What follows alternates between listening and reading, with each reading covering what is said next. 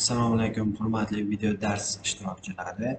Men Dino tadbirkorlik pedagogika instituti o'qituvchisi Ergashev Azamat bo'laman. Bugun bioinformatikadan turkum darslar tasnifidan bugungi ma'ruzamiz molekulyar filogenetika. 4-ma'ruzamiz bu. Quyidagi rejalar asosida gaplashamiz. Birinchi rejamiz molekulyar filogenetika. Filogenetikaning asosiy tushunchalari. Ikkinchi rejamiz filogeniya haqida tushuncha. Uchinchi rejamiz filogenetik tahlil uchun bioinformatika vositalari. Mavzuga oid tayin tushuncha va iboralar berilgan. Darsimizning maqsadi talabalarga molekulyar filogenetika haqida asosiy tushunchalarni berish hamda DNK, RNK va oqsillarning tuzilishini o'rganish asosida tirik organizmlar o'rtasidagi munosabatlarni kompyuter dasturlarida tuzishni o'rganish. Xo'p, molekulyar filogenetikaning asosiy tushunchalari.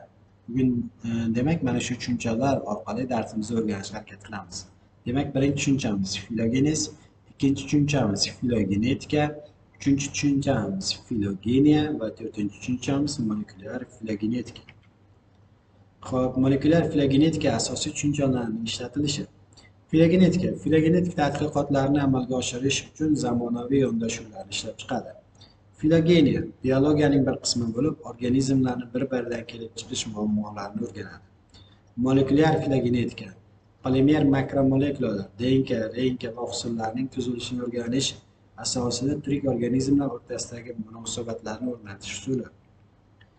Xo'p, DNK yoki oqsillar ketma-ketligi ko'rinishdagi molekulyar ma'lumotlar mavjud organizmlarning juda foydali evolyutsion istiqbollarini ham ta'minlaydi. Chunki organizmlar rivojlanib borishi bilan genetik materiallar vaqt o'tgan sari mutatsiyalarni, fenotipik o'zgarishlarga olib keladi. Genlar to'plangan mutatsiyalarni qayd qilish uchun vosita bo'lganligi sababli ular molekulyar qazilmalar bo'lib xizmat qilishi mumkin. Bir qator o'zaro bog'liq organizmlarning molekulyar qoldiqlarini qiyosiy tahlil qilish orqali genlarning va hatto organizmlarning evolyutsion tarixini aniqlash imkonini beradi. Molekulyar filogenetik tahlil natijasi tirik organizmlarning filogenetik daraxtini qurishdir. Molekulyar filogenetika tirik organizmlarning ilmiy tasnifiga kuchli ta'sir ko'rsatadi. Makromolekulalar bilan ishlash usullari turli ixtisosdagi biologlar uchun mavjud bo'lib, bu tirik organizmlar haqida yangi ma'lumotlar yig'ilishiga olib keldi. Bu ma'lumotlar asosida tirik organizmlar evolyutsiyasi haqidagi eski taxminlar qayta ko'rib chiqildi. Ular yangi guruhlarni, shu jumladan faqat molekulyar filogenetik ma'lumotlar asosida aniqlangan guruhlarni ta'riflaydilar. Tirik organizmlar tuzilishiga qarab o'xshash va farqlarga ega bo'lgan guruhlarga bo'linadi. Agar ikki xil organizm bir-biri bilan juda bog'liq bo'lsa, ularning ajratlari bitta deb qabul qilinadi. Filogenetik tahlil bu evolyutsion munosabatlarni baholashga kiradi. Evolyutsion tarix filogenetik tahlil evolyutsiya asosida shoxlangan daraxtsimon diagrammalar asosida shakllantiriladi. Bunda taqribiy avlodlar o'rtasidagi nasliy munosabatlar keltiriladi. Bunday munosabatlar molekulalar organizmlar o'rtasida keltirilishi mumkin. Turli xil organizmlar o'rtasidagi filogeniyalar ular orasidagi gomologiyalarni taxmin qiladi va klassifikatsiyaga bog'liq bo'ladi. Filogeniya bir necha belgilar to'plamiga ko'ra klassifikatsiya asosida munosabatlar topologiyasini o'rnatadi yoki bu munosabatlar evolyutsion jarayonlar modelini tuzadi.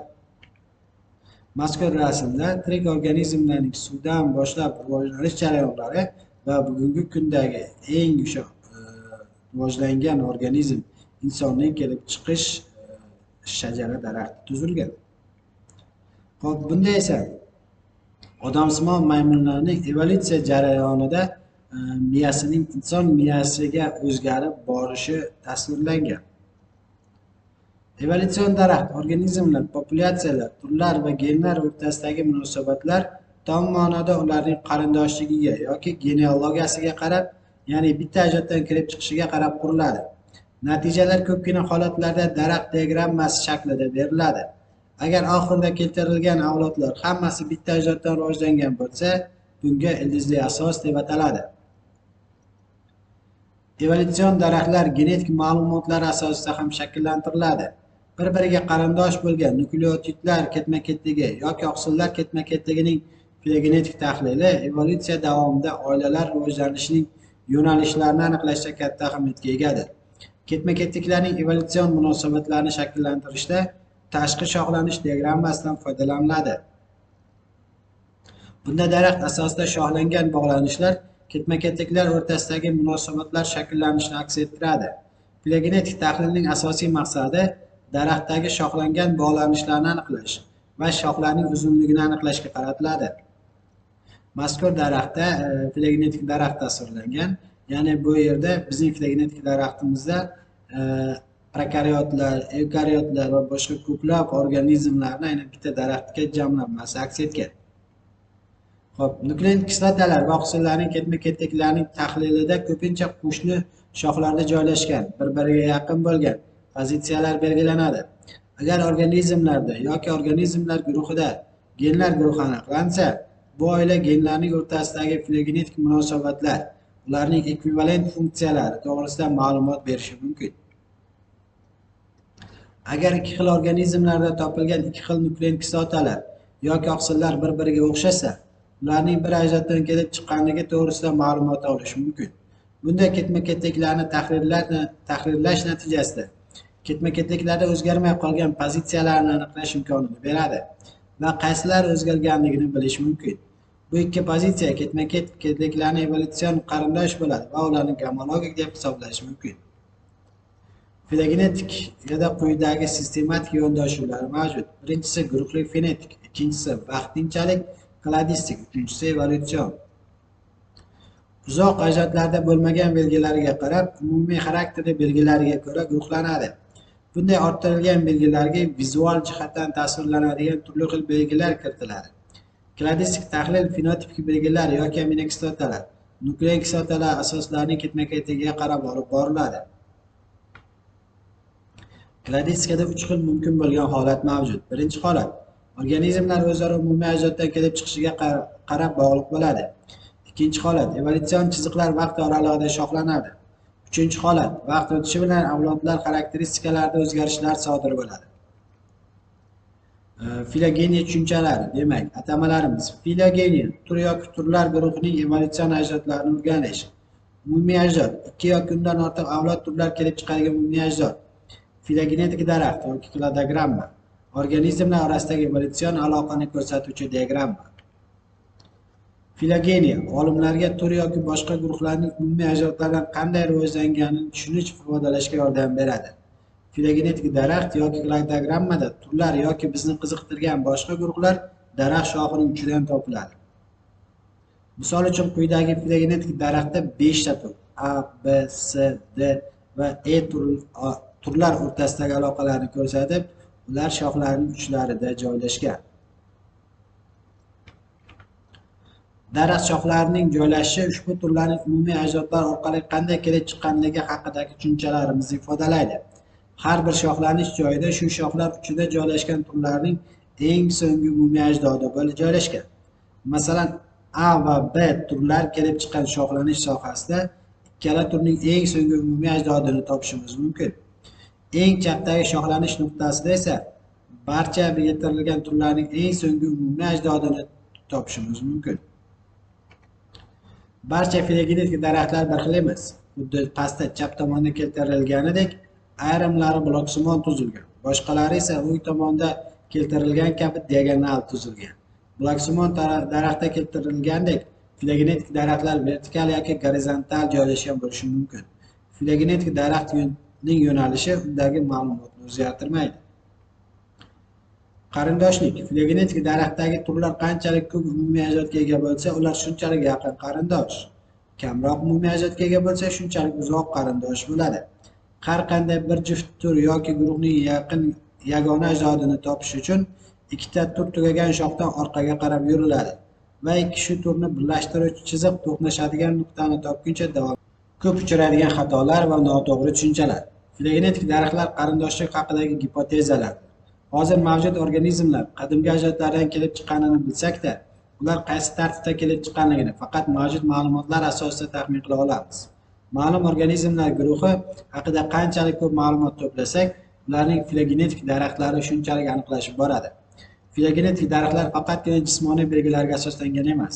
Filogenetik daraxtni tuzish uchun olimlar ikkita tur yoki boshqa organizm guruhlarining ko'plab belgilarni solishtirib tahlil qiladi. Ushbu belgilar tashqi va ichki jismoniy belgilarni o'z ichiga olsa-da, ularga oqsil va DNK ketma-ketliklari ham kiradi. Filogenetik daraxt yasash bosqichlari. Demak, birinchi bosqichimiz barcha gomolog DNK, RNK, protein ketma-ketliklarini topib olamiz. Ikkinchi bosqichda DNK, RNK, protein ketma-ketliklarini bir-biriga solishtiramiz. Uchinchi bosqichimizda daraxt quramiz. To'rtinchi bosqichimizda esa daraxtni statistik haqqoniylikka tekshiramiz. Beshinchi bosqichimiz daraxtni chizish va xulosalar chiqarish uchun kerak bo'ladi. Gemoglobin va globin genlari. Demak, gemoglobinda uchraydigan oqsil bo'ladi va uni HB1, HB2 kabi genlari mavjud. Aynan biz hozirgi bioinformatik dasturimizda mana shu genlarning filogenetik daraxtini tuzishga harakat qilamiz. Molekulyar evolyutsion genetik tahlil mega dastur. Molekulyar evolyutsiyaning statistik tahlilini o'tkazish va filogenetik daraxtlarni yaratish uchun kompyuter dasturidir. Bu filogenomika va filomeditsina uchun ko'plab murakkab usullar va vositalarni o'z ichiga oladi. Mega xususiy bepul dastur sifatida litsenziyalangan. Ushbu dasturiy ta'minotni ishlab chiqish loyihasi Masatoshi Nei rahbarligida Pensilvaniya davlat universiteti laboratoriyasida aspiranti Sudhir Kumar va doktorant Koichiro Tamura bilan hamkorlikda boshlangan. Filogenetik daraxt tuzishda quyidagi turlardan foydalanishimiz mumkin. Xo'p, aynan mega dasturining interfeysi, ishchi oynasi, u maxsus dastur hisoblanadi. Uni Google'dan yoki Play Market'dan yuklab olishimiz mumkin. Bunda biz NCBI ma'lumotlar bazasidan HB1 genini topamiz. Mega dasturiga Homo sapiensga tegishli bo'lgan HB1 genini kiritib olamiz. HB1 geni matritsali renkasining ketma-ketligini yuklab olamiz pastda formatida. Xo'p, HB1 geni matritsali renkasining ketma-ketligini blast qilamiz. Ya'ni o'qiymiz uni ketma-ketligini. Basic local alignment search tool. Ya'ni blast dasturining interfeysi shunaqa. Biz nukleotid yoki oqsil ketma-ketliklari o'rtasidagi kichik o'xshashliklarni topadi. Turli ma'lumot bazalari bilan taqqoslaydi. Ketma-ketliklar o'rtasidagi funksional va evolyutsion aloqadorlikni hamda gen oilalariga aloqador a'zolarni aniqlashda ishlatiladi. Blast natijalari chiqdi. Ekraningizda ko'rib turibsiz. Xo'p, mana blast natijalari. Xo'p, evolyutsion daraxt tirik organizmlarning o'zaro qarindoshligi, ularning umumiy ajdodga ega ekanligi va shu kabi jarayonlarni taxminiy usulda tekshiradi. Bu evolyutsionni o'rganishda juda katta bizga ustunliklarni taqdim qiladi. Mana xususan ko'rib turgan slaydingizda ko'rib turgan rasmingizda ham odamsimon maymunlarning o'zaro qarindosh ekanligi, odam, shimpanze, gorilla, orangutan kabi odamsimon maymunlarning o'zaro bitta ajdoddan kelib chiqqanligini ko'rishingiz mumkin. Ya'ni ular orasidagi masofa ham ma'lum bir yillarni belgilab beradi. Bundan kelib chiqib odamga odamsimon maymunlar ichida eng yaqini shimpanze ekanligini ko'rishingiz mumkin. Bugungi mavzumiz bo'yicha berilgan ma'lumotlar mana shulardan iborat edi. E'tiboringiz uchun katta rahmat.